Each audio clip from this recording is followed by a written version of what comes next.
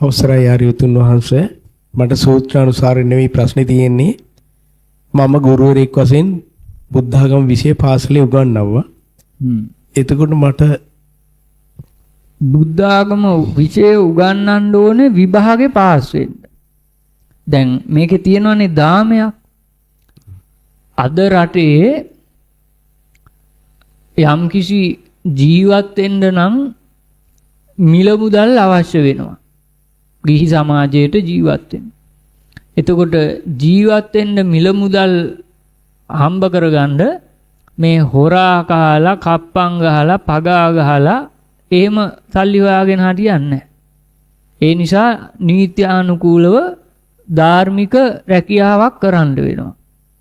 ධාර්මික රැකියාවක් කරන්න නම් අද සමාජ සම්මතයෙන් අධ්‍යාපන සුදුසුකම් පෙන්වන්න වෙනවා. අධ්‍යාපන සුදුසුකම් පෙන්වන්න නම් විභාගේ පාස් වෙන්න වෙනවා. විභාගේ පාස් වෙන්න නම් විභාගෙට අහන ප්‍රශ්න වලට ඒ අහන උත්තර ලියන්න වෙනවා. ඒවා ලියන්න නම් ඒවා පාඩම් කරන්න වෙනවා. ඒවා පාඩම් කරන්න නම් ඒවා කියා දෙන්න වෙනවා. මේකේ තියෙනවා ඒ නිසා යම් දාමයක්. තේරුණාද? ඒ නිසා මෙන්න මේ සඳහා අර දේවල් කියා දෙන්න ඕන. මොකක් සඳහාද? විභාගේ පාස් වෙන්න. එතකොට ළමයින්ට කියා දෙන්න ඕනේ මේ සියලු කරුණු කාරණා කියා දෙන්නේ විභාගයේ පාස් වීම සඳහාම පමණයි. මේක බුදුහාමුදුරුවන්ගේ නියමම ධර්මය නෙමෙයි. නිවන් දකින්නට උපකාර වෙන්නේ මෙන්න මේකයි කියලා හේතුඵල ධහමට බහා ගල්පා ණය විනයට සසඳා බලන ක්‍රමය ළමින්ට කියා දෙන්න ඕනේ. තේරුණාද? දෙපැත්තම තුලනාත්මකව කියා දෙන්න ඕනේ. එකක් නිවනට අනික විභාගෙට. එතකොට ළමින්ට පුළුවන් සුභාසිත දුබ්බාසිත දෙක අඳුන ගන්න. නොදැන ඒ දෙක කියන්නේ ඉතින් මොකද්ද? පාසලේ සිලබස් එකක් තියෙනවා. ඉතින් මේ මයික් එක ළඟට ගන්න. සිලබස් එකක් තියෙනවා. ඒකට තමයි උගන්වන්නේ. ඔය ඒකත් උගන්වලා අරකට උගන්වන්න ඕනේ. දැන් අපේ මේ දැන් ඔය පසුගිය එකේ ධර්ම දේශනාව කළේ ගුරුවරියා. තේරුණාද? එතුමිය මේ දෙකම කරනවා. දැන් උගන්වන්න තියෙන විෂය නිර්දේශයත් උගන්වනවා. ඊට පස්සේ මේ නිකන් අවස්ථාවක් ලැබිච්ච ගමන් මේ නිවැරදි දේ දෙපැත්තම කියනවා මේක විභාගෙට මේක නිවනට කියලා. කිව්වාම වෙන වෙනස ඔබ දන්නවද? අනිවාර්යෙන්ම හැම ඉස්කෝල නිවාඩුවක් තියෙද්දිම ඒ ගුරුවරියගේ ඉගෙන ගන්න ළමයි මේ භාවනා වැඩසටහනට එනවා. ඔන්න වෙනස. හරියටම වහන්සේ මම උගන්වුවේ දැන් පෙන්ෂන් ගිහිල්ලා යන්න කලින් මේ දහමට එන්න කලින් උගන්වුවේ. ඔව් දැන් ඒ අය ඒවා විභාග පාස් කරගන්න උපකාර කරගෙන ඇති. තේරුණාද? ඔය පොත්පත්වල තියෙන බොහෝ දේවල් තියෙන්නේ මේ ලෞකික භෞතික කරුණාකාරණා නෙළුමල් අත පිපුණා අරවා මේවා මිසක් මේ අනරිය භාවනා ක්‍රම ඔය පොත්පත්වල නැහැ. වැරදි මාර්ගයක් උගන්වන්න ඒවා තියෙන්නේ අර රේණුකාණේ හාමුදුරන්ගේ පොත්වල අර ධම්මජීව හාමුදුරන්ගේ පොත්වල වගේ ඒවා. තේරුණාද? දැන් ඒවයි ගන්නුවේ නෑනේ. අර නිකන් පොඩි මේ සුරංගනා කතා ටිකනේ ඉගැන්නුවේ. එතකොට ඒවෙන් ලොකු බලපෑමක් වෙන්නේ නැහැ. නමුත් දැන් හැම ගුරුවරයෙක්ම කල්පනා කරන්න ඕනේ මේ කියන දේවල් අහගත්තා නම් තුලනාත්මකව හේතුඵල ධම මේකයි විභාගේ පාස් වෙන්න උපකාර වෙන දේ මේකයි කියලා දෙපැත්තම කියා දෙන්න. දැන් ප්‍රශ්නේ අහනකොට නම් පොඩ්ඩක් වැරද්දුවා මම අරහතන් වහන්සේ නමක් නෙමෙයි. ස්වාමීන් වහන්සේ අවසරයි මම ධම්මෝ හවේරක්කති ධම්මචාරී පාඨය පැහැදිලි කරලා දෙන්න ස්වාමීන් වහන්සේ. දැන් මේ ඔබට දැන් මේ දවස් 7ක් අරගෙන මේ වගේ ධර්මයක් දේශනා කළා. ඔබ මේක අහගත්තා. ප්‍රශ්න හැටියටත් අහගත්තා. මේහෙම ධර්මයක් දේශනා කළාට මේක ඔබ දැන් මේ දවස් 7ක් අහගත්තට ඔබ මේ අහගත්ත දේවල් භාවිතයට ගැනීම නැවැත්තුවොත් ඔබ ගෙදර ගිහිල්ලා අර සුපුරුදු ආයතනික රටාවෙන්ම අනුසය උපදවමින් සමුදය උපදවමින් සමුදයගාමිනී පටිපදාවෙම දිගින් දිගටම හැසිරුණොත් ඔබ ධම්මචාරී නෙමේ අධම්මචාරී. මේකට එන්න කලිනුත් අධම්මචාරී, ඉවර වෙලා ගිහිල්ලත් අධම්මචාරී. තේරුණාද? හැබැයි ඔබට පුළුවන් වුණොත් මේ කියපු දේවල්, අහගත්ත දේවල්, ධාරණය කරගත්ත දේවල් අවංකව පිරිසිදුව ප්‍රායෝගිකව අනුගමනය කරන්න. අනුගමනය කරන්න පුළුවන් වුණොත් අන්න ඔබ ධම්මචාරී බවට පත් වෙනවා. මෙතෙක් කල් අනුගමනය කළේ නැති නිසා අධම්මචාරී. දැන් අනුගමනය කරන නිසා ධම්මචාරී. එතකොට මොනවද මේ අනුගමනය කරන්න ඕන? සංකාරයක් උපදින්නට එනකොට හේතුව රාගය නම් අසුභානුස්සති, මරණානුස්සති, බුද්ධානුස්සති වඩන්න ඕන. සංකාරයක් උපදින්නට එනකොට හේතුව ද්වේෂය නම් මෙත්තානුස්සති, මරණානුස්සති, බුද්ධානුස්සති වඩන්න ඕන. සංකාරයක් උපදින්නට එනකොට හේතුව මෝහය නම් මරණානුස්සති, බුද්ධානුස්සති වඩන්න ඕන. එතකොට මේ අනුස්සති 4 එක සංකාරයකට විතරක් වැඩුවට මදි. කෙලෙස් මුල් 3 කපන්න නම් උපදින සබ්බ සංකාර සමතෝ සබ්බ උපදිපටිනිස්සග්ගෝ වෙන්න ඕන. අන්න එහෙම කරනවා නම් සද්දා ඉන්ද්‍රිය මතු වෙනවා. සද්දා ඉන්ද්‍රිය මතු කරගෙන හිරිවඩුන්නට හරි, සිම්බැස්ස ගලට හරි, බඹර ගලට හරි, බුදු ගලට හරි ගිහිල්ලා ඒ සද්දා ඉන්ද්‍රිය මතු කරගත්ත සද්දෝ හෝති වුණු, සද්වස්සානි වුණු දහම්මැස පාදගත් පුද්ගලයාට පුළුවන් රාගයෙන්තර විතරාගී සිතක්, ද්වේෂයෙන්තර විත දේශී සිතක්, මෝහයෙන්තර විත මෝහී සිතක්, නික්ලේශී සිතක් එක විනාඩි 5කට පවත්ව ගන්න. පතුරවන්න. සුදු කිරණ ශක්තියක් පතුරවා හරින්න. එතකොට ඔබේ මනෝමය කායෙන් නිකුත් වෙන සුදු කිරණ ශක්තියයි අර සියලු බුදුවරුන්ගේ මනෝමය කායෙන් විහිදෙන සුදු කිරණ ශක්තියයි එකින් එක සමාන වෙලා ඔබ බුද්ධ ශක්තියට අනුගත වෙනවා. බුද්ධ ශක්තියට අනුගත වුණු පුද්ගලයා මේ සමුදය නිරෝධ කරනකොට සෝතාපන්න ඵලයට පත් වෙනවා. සෝතාපන්න ඵලයට පත් වුණු පුද්ගලයා ධම්මෝ හවේ රක්කති. මේ න්‍යාම ධර්මයෙන්ම ඒ පුද්ගලයාව මේ ධර්මතාවයෙන්ම රක්කති, ආරක්ෂා වෙනවා. මොනවයින්ද?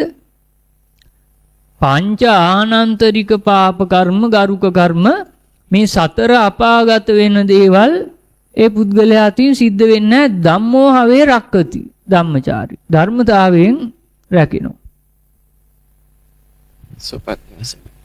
දැන් එතනින් එහාට අනුසති වඩමින් කෙලෙස් උදුරමින් යනකොට ඒක ඊට වඩා බලවත් වෙනවා. ඒ පුද්ගලයාව වඩාත් බලවත්ව ධර්මතාවයෙන්ම රැකිනවා. ආර්යයන් වහන්සේ අවසරයි, මට කම්මාවරණ ගැන පැහැදිලි කරලා දෙන්න. කම්මාවරණ කියන්නේ දැන් අපි යම් කිසි චේතනාන්විතව කටයුතු කරලා කර්මයක්, පාපයක්, අකුසලයක් කරගත්තොත් ඒ පාපයෙන්, කර්මයෙන්, අකුසලයෙන් තමන්ගේ නිවන ආවරණය වෙනවා. තේරුණාද? එතකොට ඔබ සියලු දෙනාම ඔය ආර්ය උපවාද කළා, ධර්මය විකෘති කළා, ධර්මයට නිග්‍රහ කළා, ඒ වගේ යම් දේවල් කළා නොයෙකුත් කම්මාවරණ, විපාකාවරණ හදාගෙන ඇති තියෙනවා. එහෙමත් වෙනවා. ඒක මොකද පුතඥ පුද්ගලයෝනේ. එතකොට ඒ සියලු අතීත කම්මාවරණ, විපාකාවරණ වලින් මිදී නිදහස් වෙන්න පුළුවන් දවස් 7ක් හරියට අවංකව පිරිසුදුව කමා කරගන්න ඕන. හැබැයි විපාක ගෙවන්න තියෙන කොටසක් තියෙනවා නම් ඒවා විපාක ගෙවන්න වෙනවා. අහෝසි වෙන කොටස කමා කරගත්තාම අහෝසි වෙනවා. තව එකක් තියෙනවා නෙය්‍යාවරණ. නෙය්‍යාවරණ කියන්නේ තාමත් මේ උපාදානයේ මිදුනේ නැත්තම්, ණය ගනුදෙනුවෙන් මිදී නිදහසුනේ නැත්තම්, මේ උපාදානයේ නිසා, ණය ගනුදෙනුව නිසා තමන්ගේ නිවන ආවරණය වෙනවා. ඒවා නියාවරණ.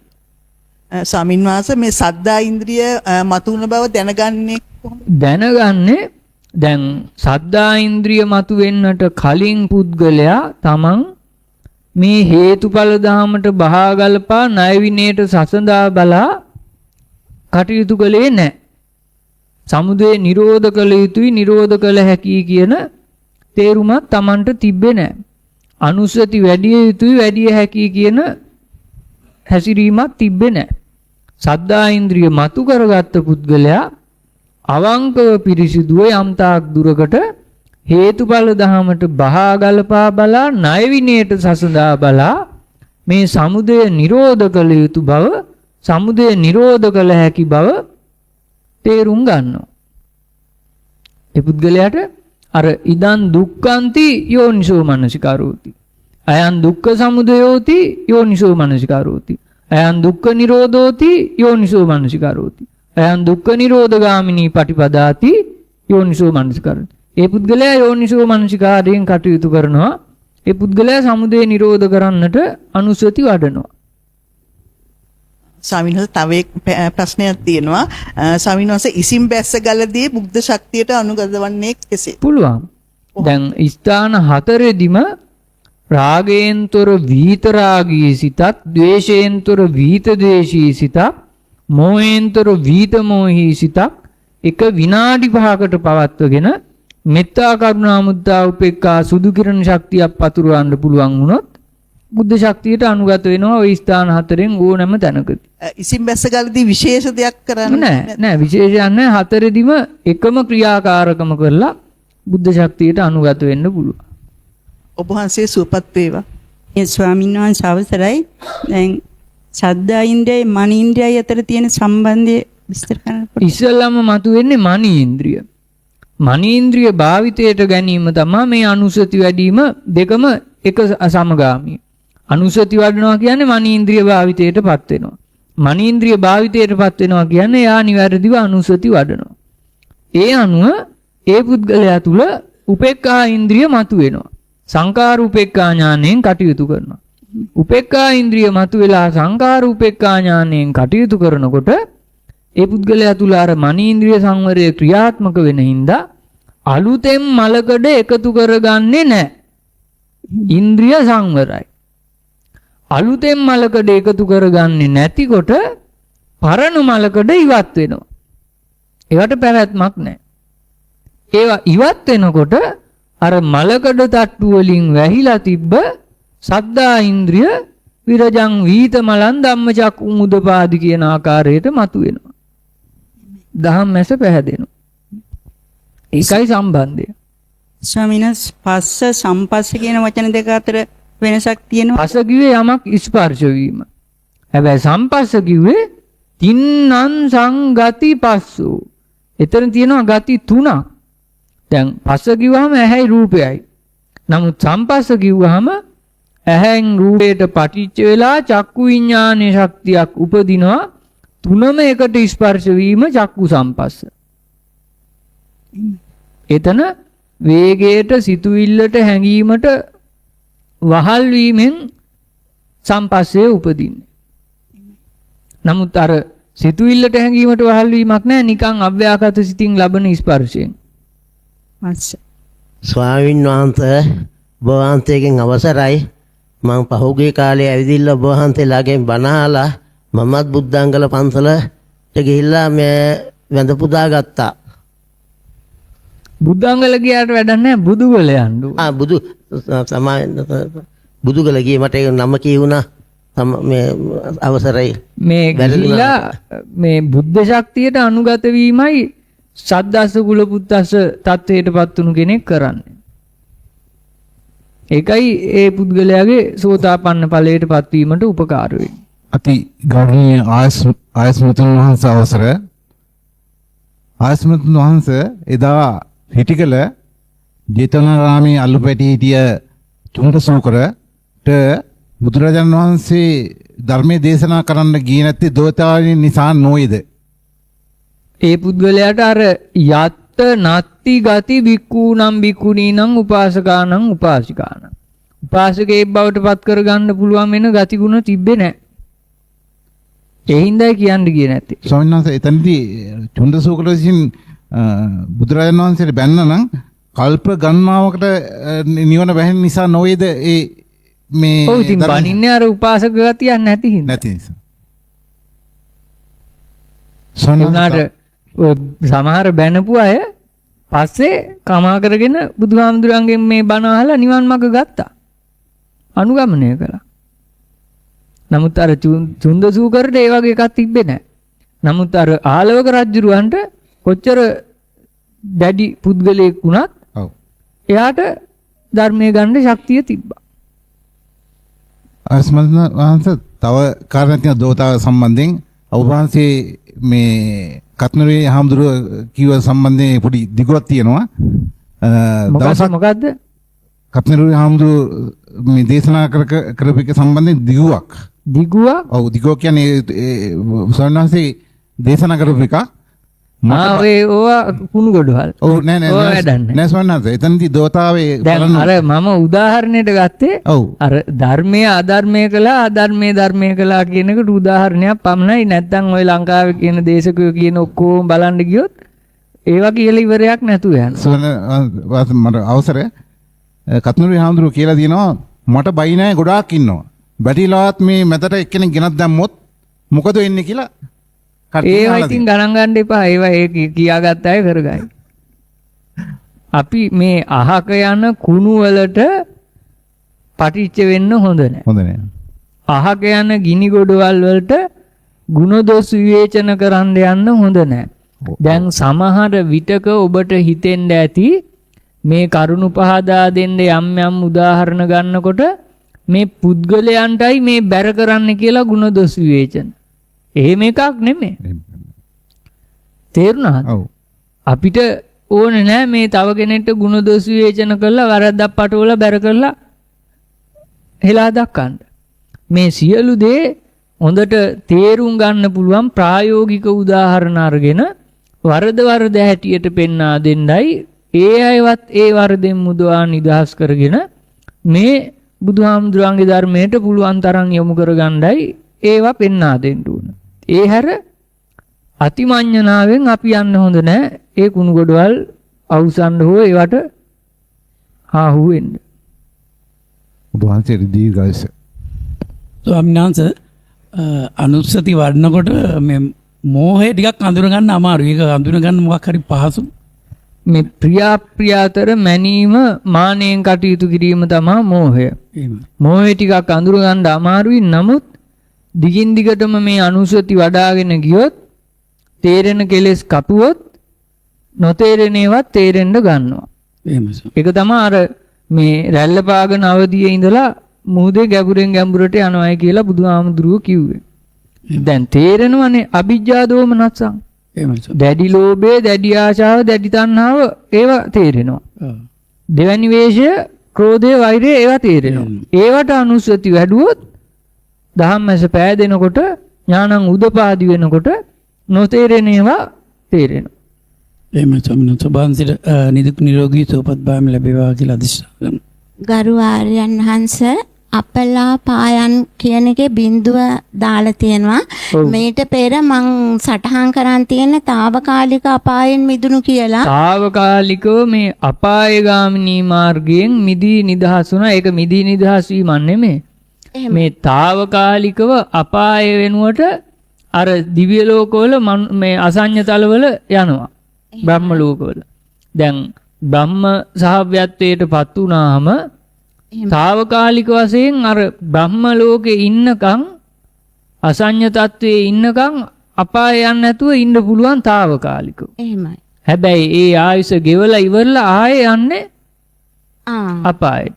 ඒක අපලාපායන්. නිප්පලාපායන් ඊට වඩා ගොඩාක් වෙනස්. එහෙමයි. නිප්පලාපායන් කිව්වහම ආයේ ශේෂයක්වත් එයා අතින් අපාය යන වැඩක් වෙන්නේ නැහැ. එයා සෝතාපන්නයි. සතර අනුස්සති සම්පූර්ණ වඩලා බුද්ධ ශක්තියට අනුගත වෙලා සෝතාපන්න ඵලයටපත් වුණා නම් නිප්පලාපායන්. එහෙමයි. ඔබ වහන්සේට සුවපත් වේවා.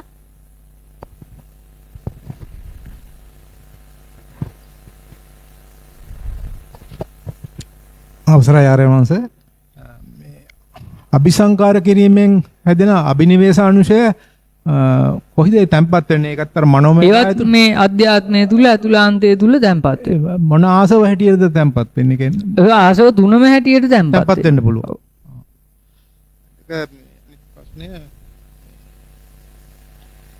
ආමිෂ වේදනාව පැවැත්මට නිරාමිෂ වේදනාව නැවතන් නැතන් මේ වේදනා දැන් මේක වර්ධා ගන්න හොඳ නෑ. මේ ආමිෂ දැන් වේදනාවමයි. සුඛ වේදනා, දුක්ඛ වේදනා, අදුක්ඛම සුඛ වේදනා. මේ වේදනාව පිනවා ආස්වාදනය කළොත්, විඳවා ආස්වාදනය කළොත්, මන ආස්වාදනය කළොත් තමයි ඒක ආමිෂ වේදනාවක් බවට පත් වෙන්නේ. ඒ වේදනාවම පිනවා ආස්වාදනය කළේ නැත්තම්, විඳවා ආස්වාදනය කරන්නේ නැත්තම්, මන ආස්වාදනය කරන්නේ නැත්තම් ඒක නිරාමිෂ තත්වයට පත් වෙනවා. ඒකයි වෙන්නේ. එතකොට සාමිෂ වේදනාව කියන්නේ සාමිෂ කියන්නේ මේ ආමිෂය කැමැත්තෙන්ම සතුටින්ම පවත්වගෙන යනවා. අත් නොහැර පවත්වගෙන යනවා. ආමිෂය පවත්වාගෙන යන එකට සාමිෂ. ආමිෂ සුවය කැමැත්තෙන්ම සතුටින්ම මමත්වයෙන්ම අත් නොහැර පවත්වාගෙන යාම සාමිෂ. ඒකත් පැවැත්මට තමයි එතකොට. ඒක පැවැත්මම ඉහළින්ම පවත්වගෙන යනවා කැමැත්තෙන්ම.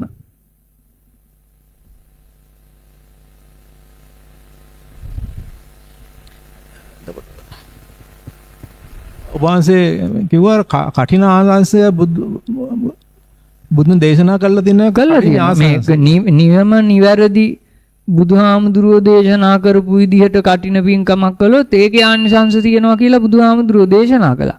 අද කරන්නේ මේ ව්‍යාපාරය. අද කරන්නේ කටින පින්කමක් නෙමෙයි, කටින පින්කම කියලා නම දාපු ව්‍යාපාරය. ඒ නියම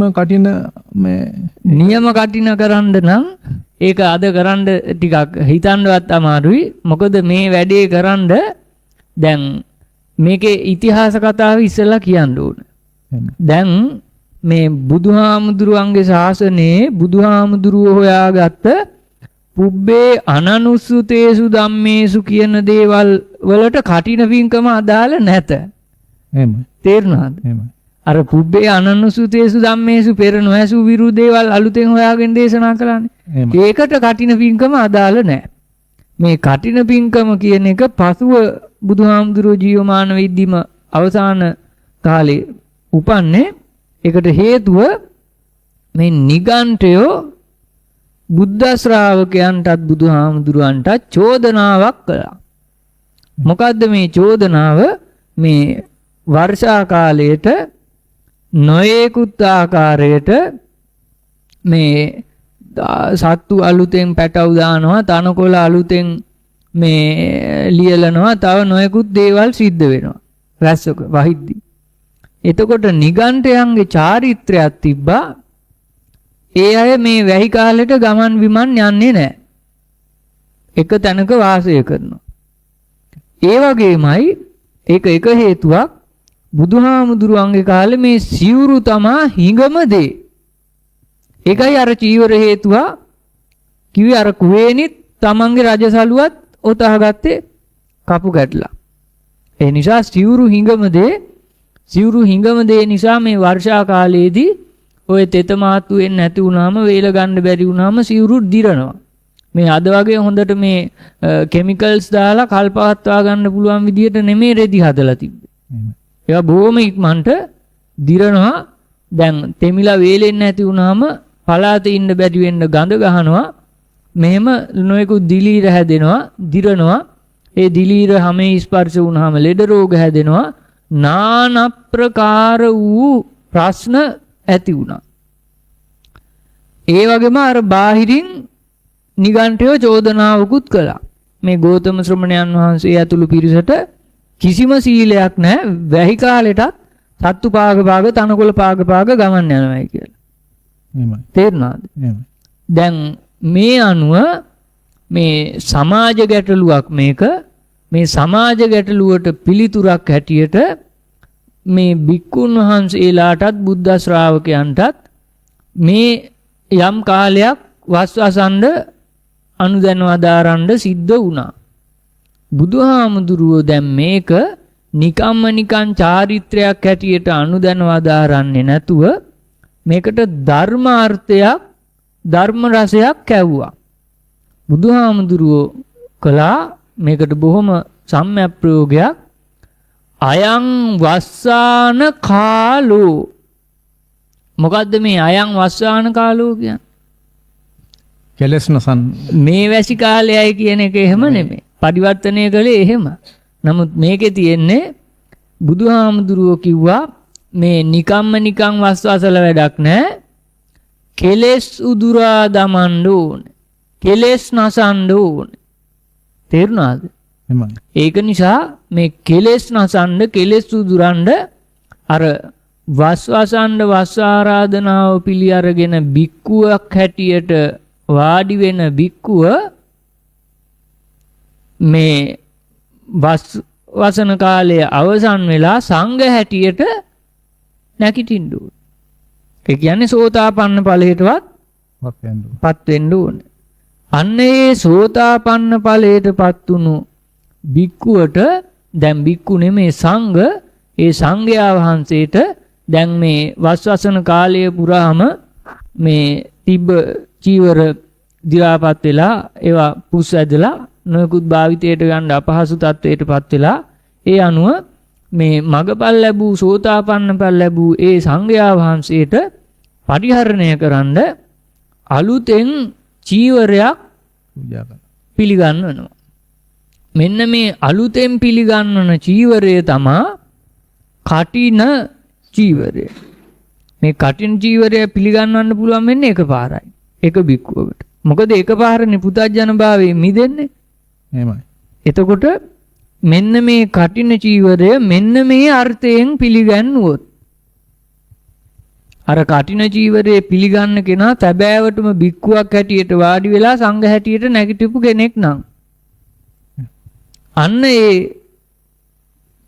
සංඝයා වහන්සේට පිළිගන්වන ඒ චීවරය පිළිගන්නන අයට අර දායක පාර්ශවයට මහත්ඵල මහානිසංස ලැබෙනවා කියලා බුදුහාමුදුරුවෝ දේශනා කළා.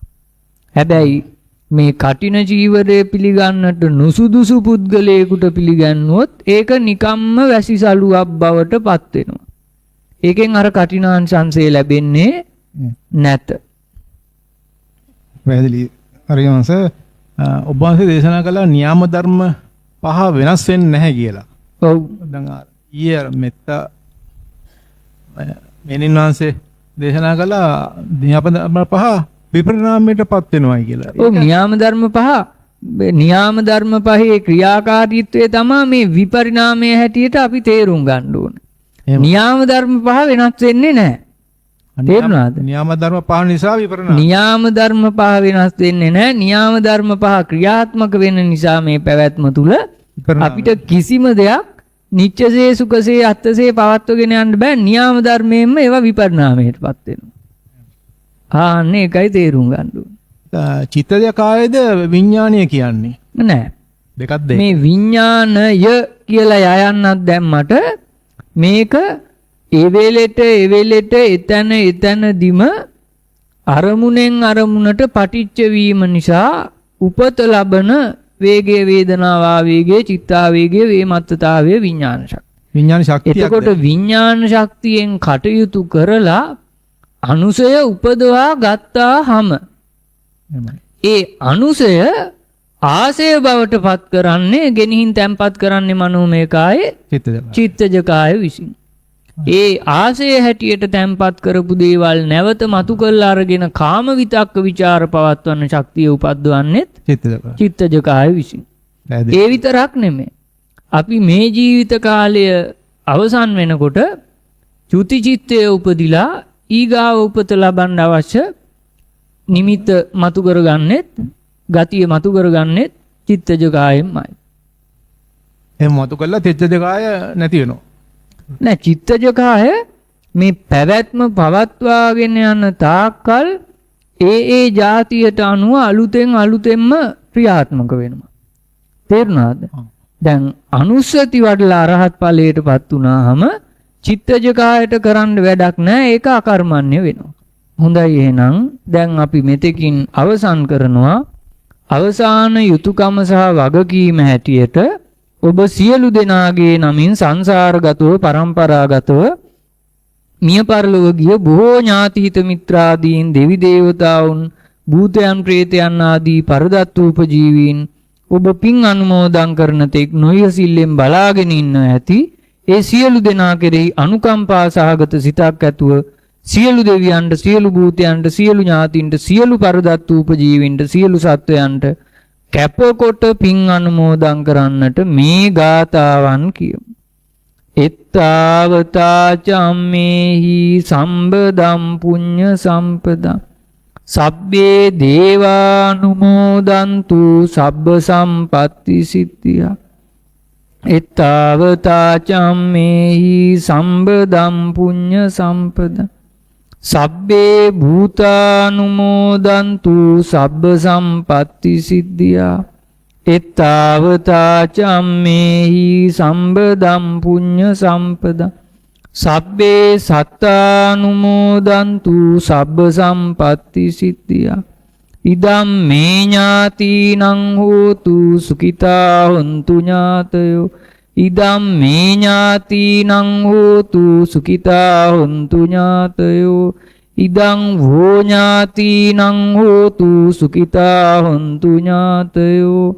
හිමිනා පුඤ්ඤ කම්මේන මාමේ බාල සමාගමු සතං සමාගමෝ හෝතු යාව නිබ්බානපත්තියා. හොඳයි ඔබ සියලුම දෙනාට යහපතක් වේවා, සිතක් වේවා, ශාන්තියක් වේවා. ධම්මානුධම්ම පටිපදාවේ හැසිරී චතුරාර්ය සත්‍ය ධර්මයේ පසක් කරගන්නටම මේ සියලු දහම් කරුණු කාරණා ඔබ සමටම උදව් වේවා, උපනිශ්‍රය වේවා, හේතු වාසනා වේ.